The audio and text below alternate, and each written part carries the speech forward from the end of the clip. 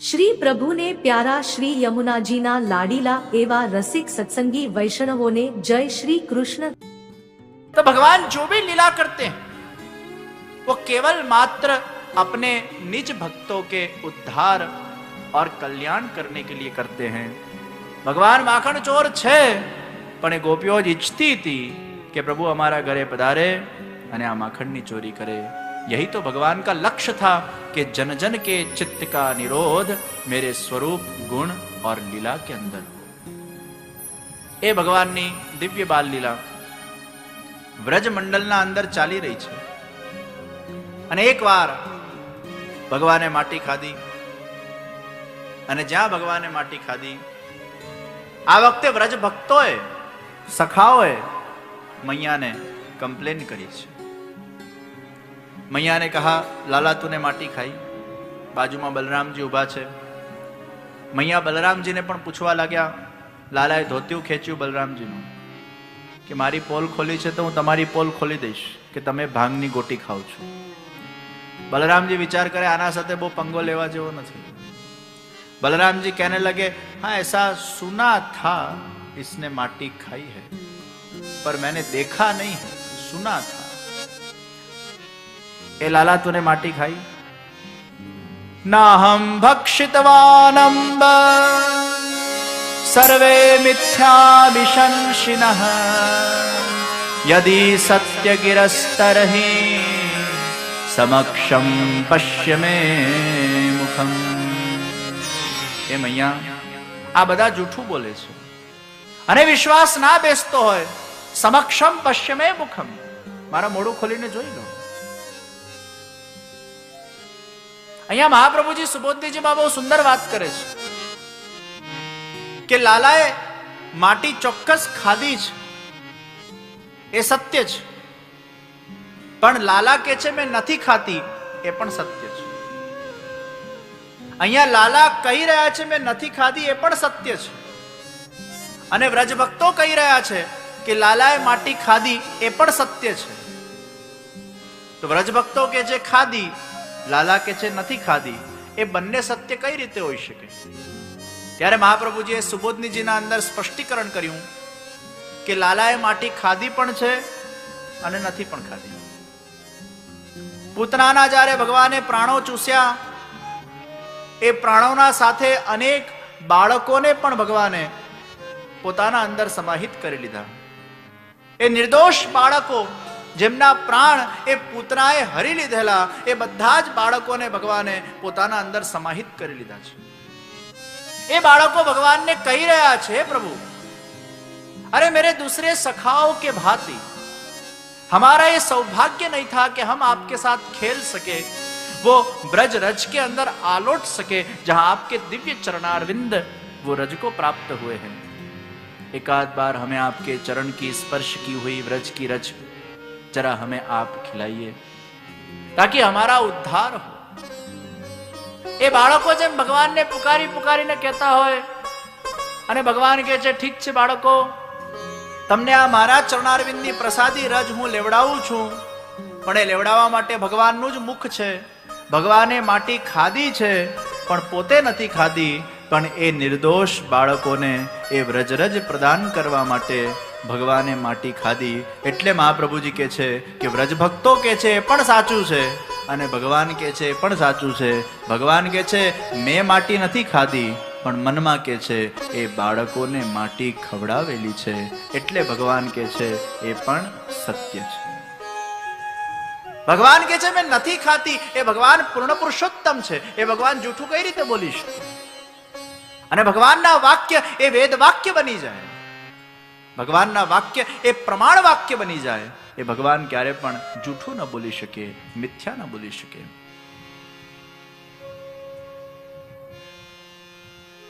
भगवाने मोड़ू खोल्યું, ब्रह्मांडना दर्शन थया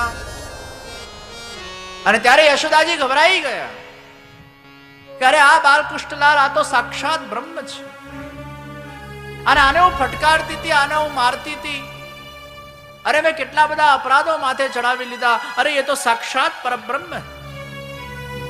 भगवान ना मन में विचार आव्यो, बधो भेद खुली गयो, आखी लीला बगड़ी गई। ભગવાને વૈષ્ણવી માયાને બોલાવીને કીધું, જા જઈને મૈયાને લાગ.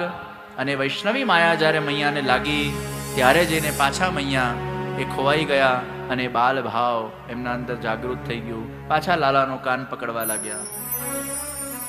भगवान कहते हैं मुझे ऐसी मैया चाहिए जो मेरे साथ मातृभाव से मेरी सेवा करे, ईश्वर भाव से सेवा करे, ऐसी मैया नहीं चाहिए. અને ઈશ્વર ભાવથી જો સેવન કરાવવું હતું તો પછી મારે અવતાર લેવાની જરૂર શું હતી? તો એમને મેં કરી શકતે બધા. તો ભગવાન ઈચ્છતા હતા કે મારા સેવનના માધ્યમથી ભક્તોના અંદર વિવિધ ભાવોનું ઉત્સૃજન કરવામાં આવે. કોઈકને ભગવાને બાલ ભાવ આપ્યો, કોઈકને સખા ભાવ આપ્યો, કોઈકને માધુરી ભાવ આપ્યો, કોઈને દાસ ભાવ આપ્યો. ये अलग अलग भगवान के भाव है. અને ભાવ જ્યાં સુધી પ્રગટ નહીં થાય એ ભગવાન પૂર્ણ પુરુષોત્તમ છે, પણ કૃપા કરીને તમારા ઘરે બિરાજે છે સેવાવા માટે, જેનાથી તમારામાં ભાવ ઉત્પત્તિ થાય. નહીં તો ભગવાનને કઈ ભૂખ તરસ લાગતી નથી, ભગવાનને ઠંડી ગરમી લાગતી નથી. એ તો ઈશ્વર છે. પંચમહાભૂતથી બનેલાનું જેનું શરીર હોય, પ્રકૃતિથી બનેલું જેનું દેહ હોય, એને ઠંડી ગરમી ભૂખ તરસ લાગે. ભગવાન તો આનંદમયી છે.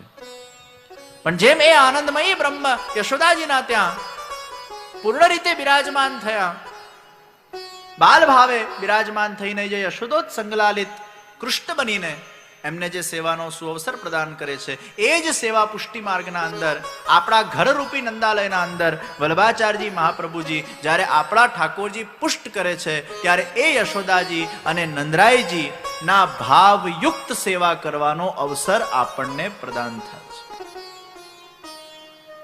મને એક જણાએ પૂછ્યું કે પુષ્ટિ માર્ગમાં ઠાકોરજીને પુષ્ટ ન કરીએ અને સેવા કરીએ તો ચાલે કે ના ચાલે? અને પુષ્ટ કરીને સેવા કરીએ એમાં શું ફરક? અને અપુષ્ટ સેવા એમાં શું ફરક? તો પુષ્ટ અને અપુષ્ટ સેવા એમાં ફરક શું? તો પુષ્ટાઉ કોણે કહેવાય? કોઈ બરણી હોય અને બરણીમાં તમે મિશ્રી ભરો, એનો અર્થ છે પ્રાણ પ્રતિષ્ઠા. એટલે મર્યાદા માર્ગીય મંદિરના અંદર આપણે પ્રાણ પ્રતિષ્ઠા કરીએ છીએ. ભગવાનની મૂર્તિ હોય એમાં ભગવાનના પ્રાણ મૂકવામાં આવે, પછી એમાં ભગવાન પધારે અને પછી જ એ મૂર્તિનું અર્ચન, પૂજન, વંદન ઇત્યાદિ થાય. અને જો મૂર્તિ તૂટી જાય, એટલે બરણી તૂટી જાય, તો મિશ્રી એમાંથી વેરાઈ જાય. એમ મર્યાદા માર્ગના અંદર અગર ભગવાનની મૂર્તિ ખંડિત થઈ જાય તો પછી એ ખંડિત મૂર્તિની સેવા થતી નથી. એમને પછી આપણે નદીમાં કે સાગરમાં પધરાવી દઈએ છીએ, કારણ કે એમાંથી પ્રાણ જતા રહે છે. તો બરણીમાં મિશ્રી ભરવી એ પ્રાણ પ્રતિષ્ઠા છે, પણ બરણીને જ મિશ્રી રૂપ બનાવી દેવી એ સ્વરૂપ આવિર્ભાવ છે. બરણીમાં મિશ્રી નથી ભરાતી, એ બરણી જ મિશ્રી બની જાય છે. એટલે કદાચ એ બરણી મિશ્રી બને અને ખંડિત થાય તો પણ એમાંથી ભગવાનના પ્રાણ જતા રહેતા નથી, કારણ કે એ બરણી રૂપ ભગવાન સાક્ષાત મિશ્રી રૂપ બની ગયા છે. એ સ્વરૂપમાં જ્યાં ભગવાનની આંખ છે, જ્યાં ભગવાનનું નાક છે, જ્યાં ભગવાનના નેત્ર છે, જ્યાં ભગવાનના હાથ અને પગ છે, ત્યાં ભગવાનનો પૂર્ણ સ્વરૂપ આવિર્ભાવ થઈ જાય છે. એટલે કદાચ એ પગ ભાંગે પણ તો એમાંથી ભગવાન ભાંગતા નથી. એ ખંડિત સ્વરૂપની સેવા પુષ્ટિ માર્ગમાં થાય છે, અગર એ સ્વરૂપ આવિર્ભૂત કરેલું છે તો. તો પુષ્ટાઉ અને અપુષ્ટ પ્રાણ પ્રતિષ્ઠા એમાં ભેદ છે. હવે પુષ્ટાઉ અને અપુષ્ટ એમાં શું ભેદ છે? તો કહેવામાં આવ્યું કે તમે અપુષ્ટ ઠાકોરજીની અગર સેવા કરો છો, જેની પ્રાણ પ્રતિષ્ઠા પણ નથી થઈ કે સ્વરૂપ આવિર્ભાવ પણ નથી થયું, તો ભગવાન તમારો ભાવ સ્વીકારે છે. મૌલેશભાઈ અમેરિકામાં રહેતા હોય અને રાજકોટની એમની ઓફિસના અંદર કોઈ વ્યક્તિ આવે અને મૌલેશભાઈના બહુ વખાણ કરે, અને પછી સોનલબેન મેસેજ પહોંચાડે કે ભાઈ આવ્યા હતા, તમારા બહુ વખાણ કરતા હતા, એટલે તમે પ્રસન્ન તો થાવ ને અને નોંધ તો લો ને. તો એ જ છે કે તમે નથી અને તમારી કોઈક સેવા કરે છે કે તમારા કોઈક વખાણ કરે છે કે તમારી કોઈ સ્તુતિ કરે છે, તમે નથી ત્યાં, પણ એ સ્તુતિ તમારા સુધી પહોંચે છે. અને એક છે કે તમે ત્યાં સાક્ષાત છો અને તમારા સામે બેસીને પેલો વ્યક્તિ તમારી સેવા કરે અને એ સેવાને તમે ફીલ કરી શકો. એ જે સેવાને તમે ફીલ કરી શકો એને આપણે પુષ્ટાવેલી સેવા કહીએ છીએ, કે ત્યાં ઠાકોરજી સાક્ષાત બિરાજમાન થઈને એના ઘરમાં એને એ સેવ્ય સ્વરૂપે એને સેવા અવસર પ્રદાન કરે છે. એ ભગવાનને ઠંડી લાગે, એ ભગવાનને ગરમી લાગે, એ ભગવાનને ભૂખ લાગે, એ ભગવાનને તરસ લાગે, એ ભગવાન સાક્ષાત તમારા ઘરે બિરાજમાન છે. નંદાલયમાં જેમ ભગવાન બિરાજ્યા એમ તમારા ઘરે બિરાજમાન થાય. આ પુષ્ટાવેલી સેવા. અને જે અપુષ્ટ ઠાકોરજી છે ભગવાનનું એક મૂર્તિ છે, અને એના સામે તમે સેવન કરો, સ્તુતિ કરો, પાઠ કરો, એટલે ભગવાન જ્યાં બિરાજતા હશે ત્યાં એ મેસેજ પહોંચે છે.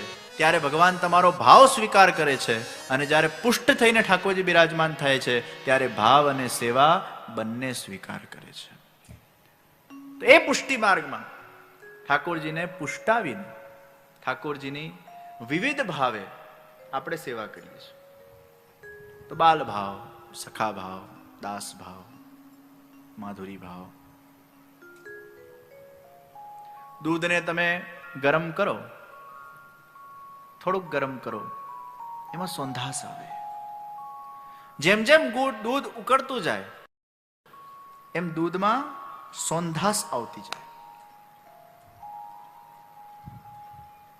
તો એ સોંધાસ છે એ વાત્સલ્ય ભાવ છે. કે ભગવાનમાં જ્યારે તમને વાત્સલ્ય ભાવ પ્રગટ થાય છે ત્યારે દૂધના ઉકળવાથી જે એના અંદર એક સોંધાસ આવે છે, એમાં પાણીના અંશ ધીરે ધીરે બળતા જાય છે અને એ તમારો બાલ ભાવ, વાત્સલ્ય ભાવ એ સોંધાસ વાળો તૈયાર થાય છે. પછી હજી દૂધ ઉકાળો, હજી દૂધ ઉકાળો, હજી દૂધ ઉકાળો, એમાં સખા ભાવ પ્રગટ થાય છે. હજી વધારે ઉકળેલું દૂધ એ સખા ભાવ છે. અને એ સખા ભાવ જ્યારે હજી ઉકળતું જાય, હજી ઉકળતું જાય, હજી ઉકળતું જાય, ત્યારે એમાં માધુરી ભાવ પ્રગટ થાય છે. અને માધુરી ભાવ એટલે બાસુંદી છે. તો એ દૂધની જે બાસુંદી, એ દૂધનું જે શ્રેષ્ઠ સ્વરૂપ છે એ માધુરી ભાવ છે. તો વાત્સલ્ય ભાવ, સખા ભાવ અને માધુરી ભાવ, એ માધુરી ભાવ એ ભક્તિનું પરમ ફલ છે. કે જ્યારે ભગવાન એ સાક્ષાત એના અલૌકિક પતિ સ્વરૂપે એને સંપૂર્ણ રસનું દાન કરે છે, એને ભગવાન બધા જ પ્રકારના અલૌકિક ફળ પ્રદાન કરે છે. એ ભગવાનનો માધુરી ભાવ છે, જે બહુ જ સિલેક્ટેડ અંતરંગ જીવોને ભગવાન પ્રદાન કરે છે. એ બધાના અંદર માધુરી ભાવ પ્રગટ થતો નથી. બધાના અંદર વાત્સલ્ય ભાવ પણ પ્રગટ નથી થતો. બધાના અંદર પહેલા તો સાક્ષાત ભાવ પણ પ્રગટ થતો નથી. પહેલા સાક્ષાત ભાવ, પોતાના ઘરે બિરાજમાન ઠાકોરજીમાં સાક્ષાત ભાવ, આ ઘરે સાક્ષાત બિરાજે છે. એકવાર એક બેન ઠાકોરજીની સેવા કરતા તો કઈક ભૂલથી જારીજી ભરવાનું ભૂલી ગયા હશે. તો અડધી રાત્રે ઠાકોરજીએ સપનામાં એને લાત મારી કે મારી જારી ભર. અને ખરેખર જ્યારે જોવા ગયા સેવા કક્ષના અંદર તો જારી ખાલી હતી. ભગવાને સ્વપ્નના માધ્યમથી એને અનુભૂતિ કરાવી. तो पहला साक्षात भाव, मेरे घर पे जो ठाकुर जी है वो कोई पत्थर नहीं है, वो कोई कागज नहीं है, એ પિત્તળ નથી, આ સાક્ષાત પરબ્રહ્મ એ મારા ઘરે બિરાજે છે અને એ મારા સ્વામી છે અને હું એમનો દાસ છું. આ ભાવ પ્રગટ કરવો પડશે. ભાવ વગર બીજો સ્ટેપ જ નથી. જો સાક્ષાત ભાવ જ નથી તો એ ખાલી પથ્થર છે, એ કાગળ છે, એ પિત્તળ છે. फिर तो पत्थर को नहलाने जैसा हुआ, पर वो पत्थर में पूर्ण पुरुषोत्तम विराजते हैं, वो साक्षात है.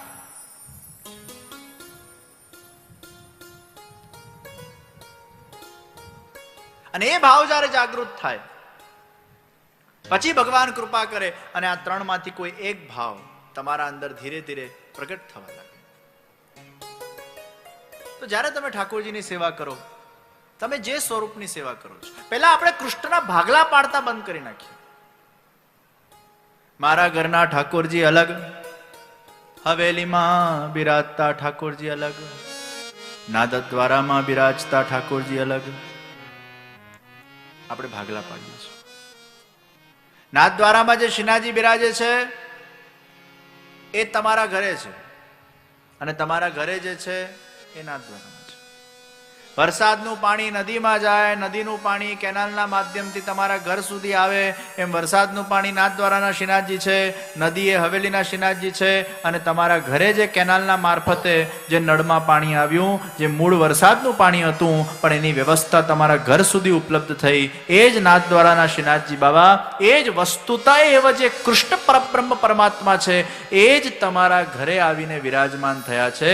જ્યારે ઠાકોરજીનો આવિર્ભાવ કરવામાં આવે છે ત્યારે એ જ પરબ્રહ્મ તત્વ, એ શ્રી કૃષ્ણનું ધ્યાન અને ચિંતન કરીને એ ભાગવતજીના જે જન્મ પ્રકરણના જે શ્લોકો છે એ શ્લોકોનું ગાન કરીને વલ્લભકુલ દ્વારા એ ઠાકોરજીના અંદર એ પરબ્રહ્મ તત્વનું એમાં આવિર્ભાવ કરવામાં આવે છે. તો ये कृष्ण जो तुम्हारे घर पर विराजमान है वो साक्षात है, परब्रह्म है. ये भाव को जागृत करना. तो नाथ द्वारा जाओ ત્યારે એ જ દર્શન કરવાના છે, દ્વારકા જાઓ ત્યારે એ જ દર્શન કરવાના છે, હવેલીમાં જાઓ ત્યારે એ જ દર્શન કરવા. એમાં ભેદ વૃત્તિ નથી રાખવાની કે આ અલગ અને મારા ઘરનો અલગ. એ જ મુખડું તમારા સામે આવવું જોઈએ. એ તમારા ઘરના ઠાકોરજીનું જે મુખારવિંદ છે એ જ મુખારવિંદને મનમાં સમાહિત કરીને એ ઠાકોરજીના દર્શન કરવાના છે. તમને બધે એ જ દેખાવો જોઈએ. આ એનું જ રૂપ છે. જ્યારે ભેદ આવશે, અત્યારે હું બાલકૃષ્ણલાલજી બોલું અને બાલ લીલાઓને આપણે શ્રવણ કરતા હોઈએ ત્યારે તમારા મનમાં કોઈ બીજા બાલકૃષ્ણલાલજી આ અલગ અને મારા ઘરના અલગ, આ ભેદ વૃત્તિ ન જોઈએ. આ જેની હું કથા સાંભળું છું એ મારા જ ઘરમાં બિરાજમાન છે, જેની હું નિત્ય સેવા કરું છું, એ કથાનું હું શ્રવણ કરું છું, જે મારા ઘરમાં બિરાજતા કૃષ્ણ છે. અને એ ભાવ જ્યારે તમારામાં જાગૃત થશે તો એક કથા તમારા ઘરમાં બિરાજતા ઠાકોરજી માટે તમારા ભાવને વધારનારી બનશે. પણ આ ભાગવતના કૃષ્ણ અલગ ને મારા ઘરના અલગ, આ ભેદ પાડશો તો તમારો ભાવ વધશે જ ને. એ કથા તમારા ઘરના ઠાકોરજી માટે તમારો ભાવ વધારનારી બનવી જોઈએ. तो पहले साक्षात भाव, वो श्रद्धा से भगवान प्रकट होते हैं. तो पहला श्रद्धा જોઈએ, સાક્ષાત ભાવ. તમે જ્યારે કોઈ મંદિરના અંદર દર્શન કરવા આવો ત્યારે પણ પહેલા સાક્ષાત ભાવ પ્રગટ કરો. આ પૂર્ણ પુરુષોત્તમ છે. આવું કહેવું પડે પોતાના જાતને. પછી શું કહેવાનું? હું આનો દાસ છું. આ હું સાથે બહુ બધા લેબલ જોડાયેલા છે. હું બોસ છું, હું સ્વામી છું, હું ધનવાન છું, હું પ્રતિષ્ઠાવાન છું, હું સત્તાવાન છું. આ હું સાથે એટલા બધા લેબલ જોડાયેલા છે. આપણે જ્યારે પગરખા કાઢીએ ને ત્યારે સૌથી પહેલા લેબલ કાઢવાના છે. હું દાસ છું, मैं प्रभु का हूं और प्रभु मेरे हैं. ये भाव को दृढ़ करते हुए हमें मंदिर के अंदर जाना है या अपने ठाकुर जी के दर्शन करने. तू मारो અને હું તારો, आज ज्ञान છે भाई. मदन्यते न जानन्ति नाहं तेभ्यो मनागपि. मदन्यते न जानन्ति नाहं तेभ्यो मनागपि. તું મારો અને હું તારો, એનાથી વિશેષ મારામાં કઈ જ્ઞાન જ નથી. આ જ જ્ઞાન છે. આ દુનિયાનો સૌથી મોટો જ્ઞાન કયો? તમે કેટલા પણ વિદ્વાન થયા, તમે કેટલી પણ પોથીઓ વાંચી, તમે કેટલી પણ કથાઓ શ્રવણ કરી, પણ આ જ્ઞાન જો તમારામાં પ્રગટ ના થયો કે હું ભગવાનનો છું, ભગવાન મારો છે, તમે શૂન્ય છો. એ ડિગ્રી મેળવ્યા પછી પણ તમે ત્યાંના ત્યાં જ છો. ટ્રેડમિલ પર ખાલી તમે જોગિંગ જ કરી છે ભાઈ, પહોંચ્યા કશે નથી, ખાલી કેલોરીઓ ભાડી છે. ટ્રેડમિલ પર તમે જોગિંગ કરો ને, કેલોરીઓ બળતી જાય, પહોંચો કશે જ નહીં. એમ કથાઓ સાંભળેલી વ્યર્થ છે અગર આ ભાવ જાગૃત ન થાય. તું મારો અને હું તારો. એક સંત અને એક નાવિક જતા હોય છે નાવમાં. એટલે સંતે પેલા નાવિકને કીધું, તને સંસ્કૃતનું જ્ઞાન ખરું? નાવિક કે ના. તને અંગ્રેજીનું જ્ઞાન ખરું? નાવિક કે ના. તને શાસ્ત્રોનું જ્ઞાન ખરું? નાવિક કે ના. અને બોટ મધ્યમાં આવી, બોટમાં કાણું પડ્યું, પાણી ભરાવા લાગ્યું. નાવિકે કીધું, તમને તરવાનું જ્ઞાન ખરું? સંત કે ના. તો તમારું જીવન વ્યર્થ, કારણ કે હવે આ નાવ ડૂબવાની છે. તમે કેટલાય શાસ્ત્રોનું જ્ઞાન મેળવ્યું, કેટલાય સાહિત્યનું જ્ઞાન મેળવ્યું, કેટલીય ભાષાનું જ્ઞાન મેળવ્યું, પણ હવે આ નાવ ડૂબવાની છે. જો તરતા ના આવડતું હોય તો તમારી આ જ ક્ષણ સમાપ્ત થઈ જવાની છે, કારણ કે હું તો ચાલ્યો, મને તરતા આવડે છે, અને તમે ડૂબવાના છો ભાઈ. એમ જીવનના અંદર કેટલા પણ શાસ્ત્રો વાંચ્યા હોય, કથાઓ તમે શ્રવણ કરેલી હોય, પણ આ જ્ઞાન પ્રગટ ના થયું હોય કે હું ભગવાનનો ને ભગવાન મારો. એટલે જ કહેવામાં આવ્યું, 2.5 અક્ષર પ્રેમ કા પઢે સો પંડિત હો. તું મારો અને હું તારો, આ શ્રેષ્ઠ જ્ઞાન છે. આ બધું જ મારા પ્રભુની લીલા છે, આ જ્ઞાન છે. તથૈવ તસ્ય લીલેતિ મત્વા ચિંતામૃતમ ત્યજે. તથૈવ તસ્ય લીલેતિ મત્વા ચિંતામૃતમ ત્યજે. આ જગત એ ભગવાનની ક્રીડા છે, આ જ્ઞાન છે. આ જગતના અંદર હું કેવલ એક નિમિત્ત પાત્ર છું, આ જ્ઞાન છે. આ જગતના તારક, આ જગતના ઉદ્ધારક, મને બનાવનાર એ ઈશ્વર છે, આ જ્ઞાન છે. આ ઈશ્વર સાથે મારો સનાતન સંબંધ છે, આ જ્ઞાન છે. એ ઈશ્વરની ઈચ્છાથી જ આ વિશ્વના અંદર દરેક વસ્તુ થાય છે, આ જ્ઞાન છે. હું તો ખાલી એક પાત્ર ભજવવા આવ્યો છું, જ્ઞાન છે. ભક્તિ કે છે આ બધું ભગવાનનું છે ને ભગવાન કરે છે. માયા કે છે આ બધું તારું છે ને તું કરે છે. આ તારું છે ને તું કરે છે, આ અજ્ઞાન છે. આ ભગવાનનું છે ને ભગવાન કરે છે, આ જ્ઞાન છે. આ જ્ઞાન અગર વ્યક્તિમાં પ્રગટ થઈ જાય છે તો એને કોઈ જાતે પ્રસન્નતા કે શોકમાં એ પડતો નથી. સાક્ષી ભાવ એ વાદળા જયા કરે છે આકાશના અંદર, પણ એ પોતે એમાં જોડાતો નથી, એમાં લિપ્ત બની જાય છે. આ જ જ્ઞાન છે. અને આ જ્ઞાન જેમાં પ્રગટ થઈ જાય એ વ્યક્તિ દરેક પરિસ્થિતિનો સ્વીકાર કરી શકે છે. ये सब मेरे प्रभु की लीला है.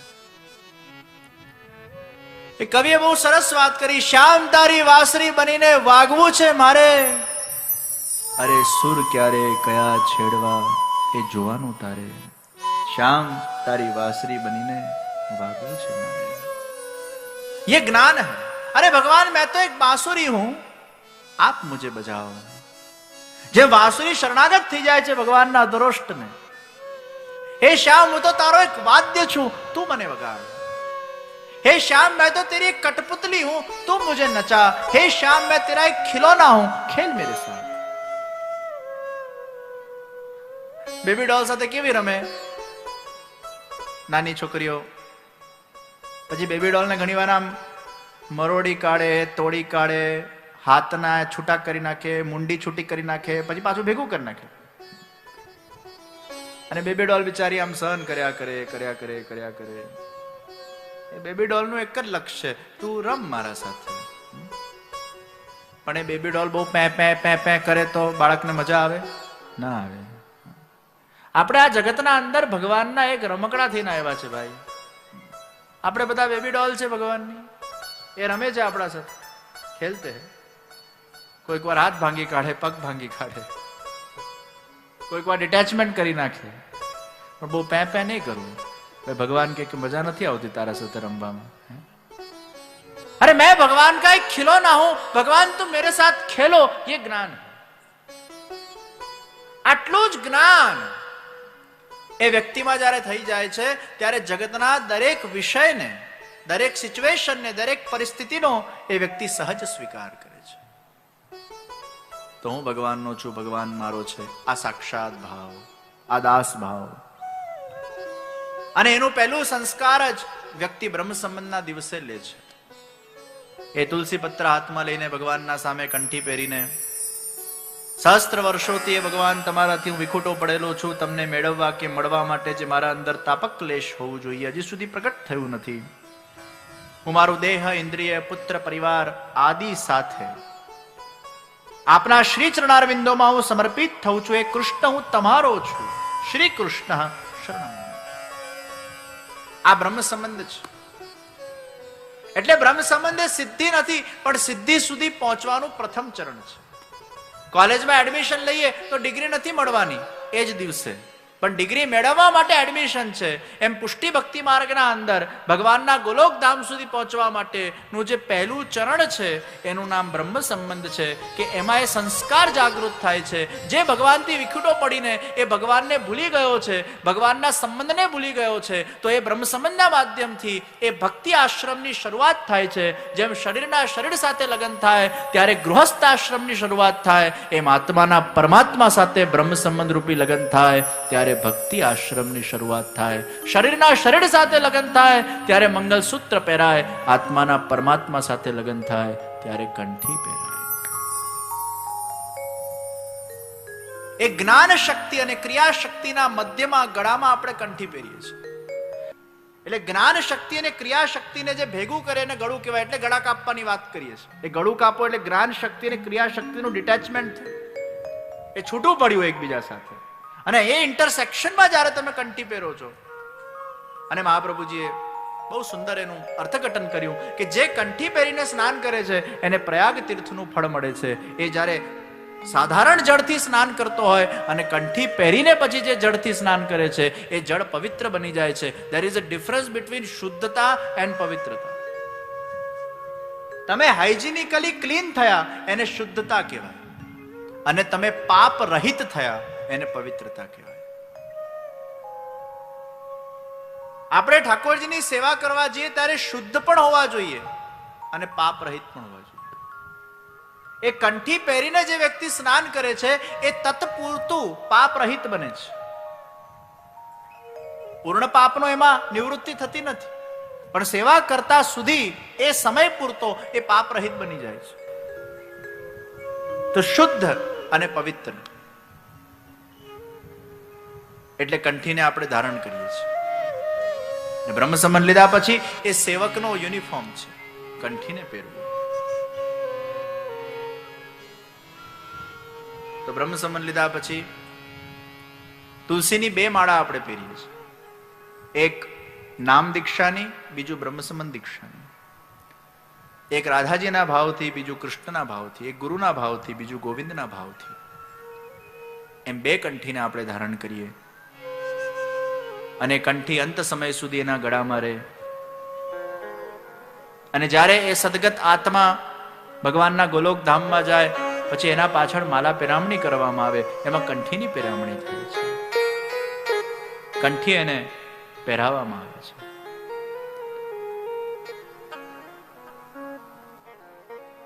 તો આત્માનું પરમાત્મા સાથેનું સંબંધ એ બ્રહ્મ સંબંધ છે, અને એ પ્રથમ શરૂઆત છે. બ્રહ્મ સંબંધ સિદ્ધિ નથી, સિદ્ધિ સુધી પહોંચવાનું પહેલું સ્ટેપ છે.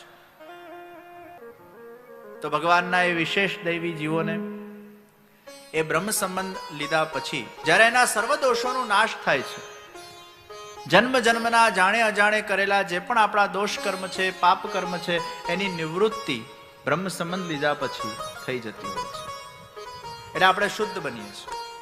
પછી ભગવાનની સેવા કરવાની છે. એ બીજને પલ્લવિત કરવા માટે, જે ભગવત સંબંધ રૂપી બીજ આપણા અંદર છે એને પલ્લવિત કરવા માટે બાલ ભાવ, સખા ભાવ, માધુરી ભાવ, સાક્ષાત ભાવ યુક્ત આપણે ઠાકોરજીની સેવા કરીએ છીએ, જેનાથી એ બીજ પલ્લવિત થાય. અને એ બીજ અગર એ વૃક્ષ થવાની એમાં સંભાવના હશે, ફળ આપવાની સંભાવના હશે, તો એ સર્વાત્મ ભાવ સુધી પહોંચશે અને જનજનમાં પ્રત્યેક કણકણમાં એને ઈશ્વરના દર્શન થાય, એને સર્વાત્મ ભાવ એના અંદર જાગૃત થાય. પણ એ બીજની જે સંભાવના હશે એ કડીરૂપ બીજ કડી સુધી જ પહોંચશે, વૃક્ષરૂપ વૃક્ષ સુધી પહોંચશે અને ફલરૂપ બીજ ફલ સુધી પહોંચશે.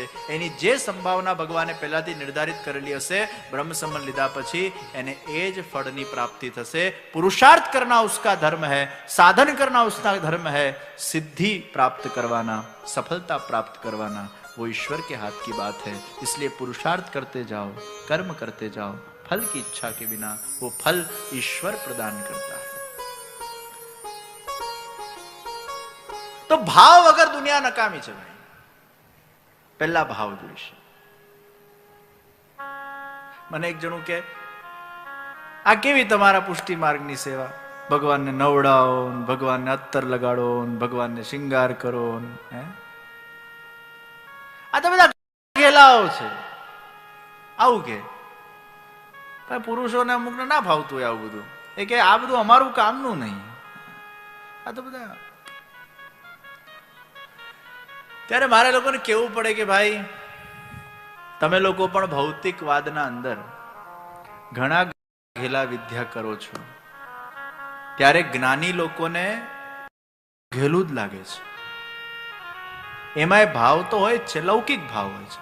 ભાવ વગર લૌકિકમાં ના જીવાય ને અલૌકિકમાં ના જીવાય. યાદ રાખજો, ભાવ તો જોઈશે જ. એ મોડ જોઈશે. કેવા ઘેલા વિદ્યા કરે છે, જન્મદિવસ હોય કેક લાવે અને મોડા પર ચોપડે.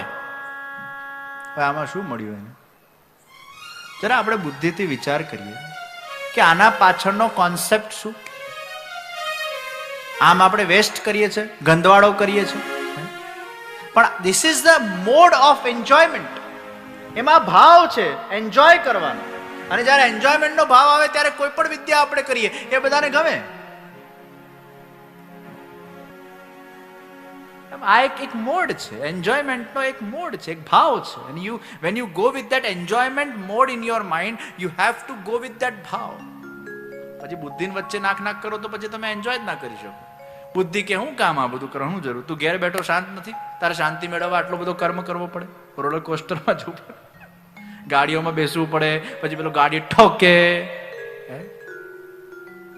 એના કરતા ઘેર તું શાંતિથી યાર બેસ ને. હું કામ તારે આ બધી વિધિઓ કરવાની, આનંદ પ્રાપ્ત કરવા માટે? જ્ઞાની આવો વિચાર કરે કે અમે તો આમ વૃક્ષના નીચે બેસીને શાંતિથી ભગવાનનું નામ દઈએ, એમાં અમને આનંદ મળી જાય છે. રોલર કોસ્ટરમાં ગોળ ગોળ ફરવાનું, ગાડીઓના ધક્કા ખાવાના, લિફ્ટમાં ચડે અને આમ ધામ કરીને લિફ્ટ નીચે પડે, એમાં એને રાઈડ થઈ ગયા. એન્જોયમેન્ટ છે.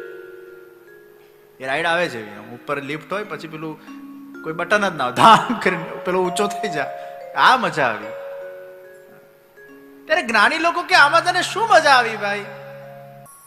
પેલો પિક્ચર જોતો હોય અને પછી દર 2 મિનિટે બુદ્ધિ કે આ તો ખોટું છે, આ તો ખોટું છે, આ તો ખોટું છે, આ તો ખોટું છે, આ તો ખોટું છે. મજા આવે પિક્ચર જોવા. ત્યારે આપણે આપણા જાતને નથી કહેતા ચોપ, લેટ મી એન્જોય. હું એન્જોયમેન્ટના મોડમાં છું, મને મજા કરવા દો. એટલે પિક્ચર જુએ અને પછી આમ એવો ખોવાઈ જાય, એમાં આ મૂર્ખો જ બની જાય. લિટરલી આ બધું સાચું છે. એટલો મૂર્ખો બની જાય કે પેલી ગ્લિસરીન નાખીને રડતી હોય, આના આંખમાંથી સાચા આંસુ નીકળી જાય. કેવા મૂર્ખા બનો છો બધા. તે આ ગાંડા ઘેલા વિદ્યા નથી? કેવો જોડાઈ જાય છે એમાં. અને પાછો આમ એને સુરાતન ચડવા લાગે. પેલો આમ હીરો આમ મારતો હોય ને વિલન, એને આમ માર એને માર, એવો આમ ઉર્જા આવી જાય એના અંદર. ત્યારે એવું આપણે નથી વિચારતા ખોટું છે, ખોટું છે, ખોટું છે. તમે આ નાટકો કેટલા લાવો છો? સાચું જ માની લેતા હોય, એવા રોપાઈ જાય એના અંદર, આમ ખોવાઈ જતા હોય. ભાવ લાવવો પડે કે હું નાટકને એન્જોય કરવા આવ્યો છું, મારે આમાં મારી બુદ્ધિનો બહુ ઉપયોગ કરવાનો નથી, મારે મનથી જોડાવાનું છે. મનથી જોડાવ ત્યારે બુદ્ધિ વચ્ચે ન નખાય. એ રીતે લૌકિકના અંદર પણ you have to go in that particular mode, and unless you don't go in that mode of enjoyment, you cannot enjoy certain things in your life. Same in bhakti. જ્યારે તમે ઠાકોરજીના સામે આવો છો ત્યારે તમારે એ ભાવના મોડને જાગૃત કરવો પડે છે, અને સૌથી પહેલા એ વિચાર ઉત્પન્ન કરવો પડે છે, આ સાક્ષાત પરબ્રહ્મ પરમાત્મા મારા ઘરે બિરાજમાન છે, એ મારો સ્વામી છે, હું એમનો દાસ છું, અને એ બાલ ભાવથી, સેવ્ય ભાવથી આપણે એ ઠાકોરજીની સેવા કરીએ છીએ, અને એ સેવા કરતા કરતા એ ભાવ હશે તો આનંદ આવશે, તો જોડાણ થશે. અને મનથી જોડાણ એ સેવામાં ત્યારે જ થશે જ્યારે બુદ્ધિને શટઅપ કરીને બાજુમાં બેસાડી દો, તો જ તમારું મન જોડાશે. એ તો મજા નહીં.